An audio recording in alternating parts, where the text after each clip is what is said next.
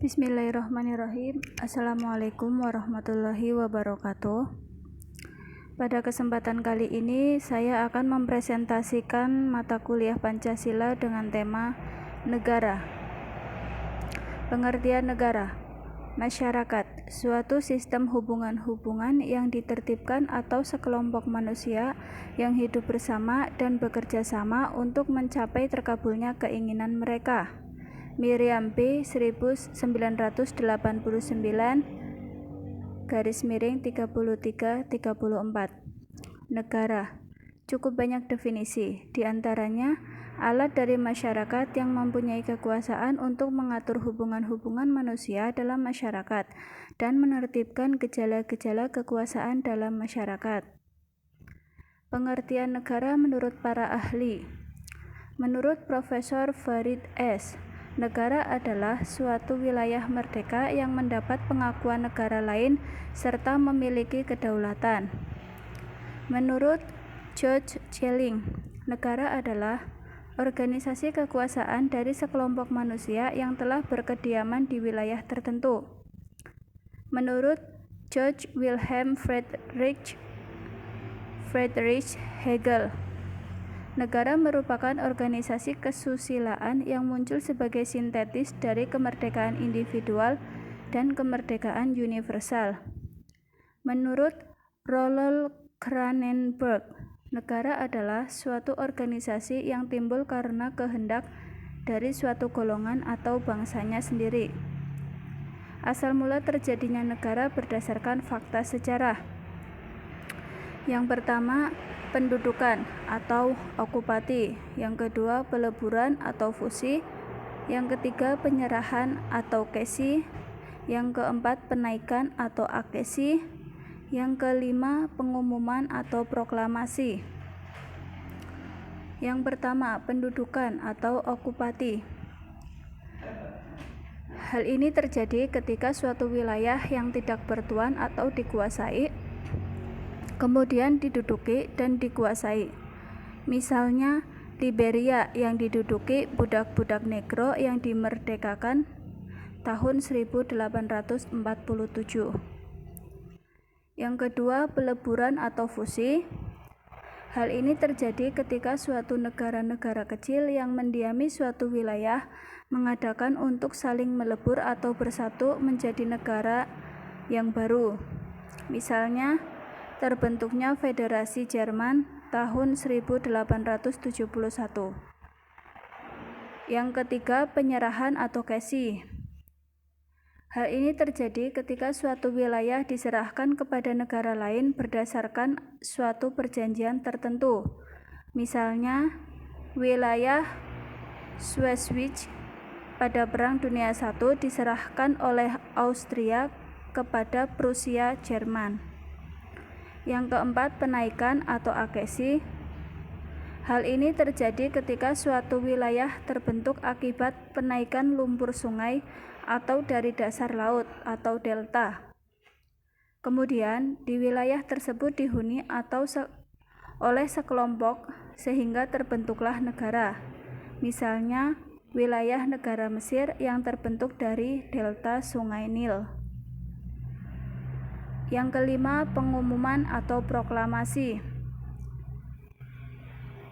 Hal ini terjadi karena suatu daerah yang pernah menjadi daerah jajahan ditinggalkan begitu saja, sehingga penduduk daerah tersebut bisa mengumumkan kemerdekaannya. Misalnya, Indonesia yang pernah ditinggalkan Jepang karena pada saat itu Jepang dibom oleh Amerika di daerah Hiroshima dan Nagasaki. Unsur-unsur negara. 1. Memiliki wilayah. 2. Memiliki rakyat. 3. Memiliki pemerintahan. 4. Pengakuan dari negara lain atau kedaulatan. 1. Memiliki wilayah.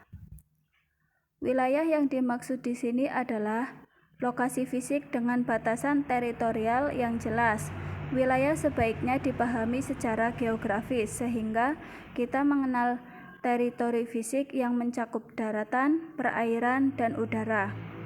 Batasan wilayah negara dibuat berdasarkan keputusan politik hasil negosiasi internasional. Di batas negara selalu dipasang penanda agar orang-orang tahu. Penanda tersebut bisa berbagai macam, dari patok kayu, garis cat, kawat berduri, atau tembok raksasa. 2. Memiliki rakyat. Adanya rakyat artinya ada orang-orang yang hidup dan menjadi subjek pemerintahan atau aturan yang ditegakkan. Negara tanpa rakyat bukanlah negara, melainkan tanah antah berantah berupa pulau-pulau tak berpenghuni. Rakyat bisa pula disebut penduduk warga negara, sebagai penegasan di sini bahwa ada pula penduduk non-warga negara. Yang ketiga, memiliki pemerintahan. Pemerintah merupakan kelengkapan negara yang bertugas menyelenggarakan negara sebagai sebuah organisasi besar. Pemerintah menetapkan aturan dan menegakkan hukum serta membawa negara yang dikelolanya untuk mencapai tujuan yang ditetapkan. Ada 2 sistem pemerintahan, yaitu yang pertama sistem pemerintahan presidensial, yang kedua sistem pemerintahan parlementer. Yang keempat, pengakuan dari negara lain atau kedaulatan. Kedaulatan ada 2 cara, yaitu 1. Secara de jure. Secara de jure artinya pengakuan terhadap suatu eksistensi negara yang disahkan di atas kertas atau legal berdasarkan hukum internasional. Pengakuan de jure bisa disebut juga pengakuan hukum atau konstitusional.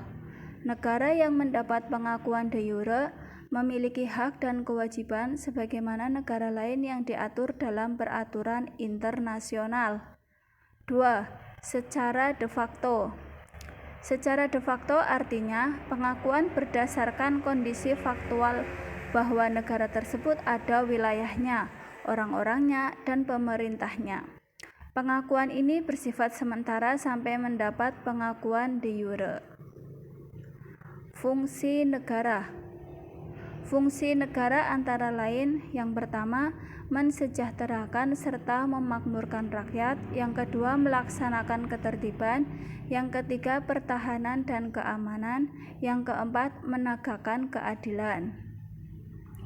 Bentuk-bentuk negara. Bentuk-bentuk negara.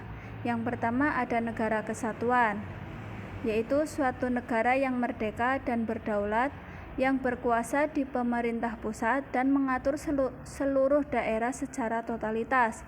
Bentuk negara ini memiliki beberapa provinsi. Yang kedua, negara serikat atau federasi, yaitu negara yang terdiri atas beberapa negara bagian yang masing-masing berdaulat. Sekian dari saya, kurang lebihnya mohon maaf. Terima kasih.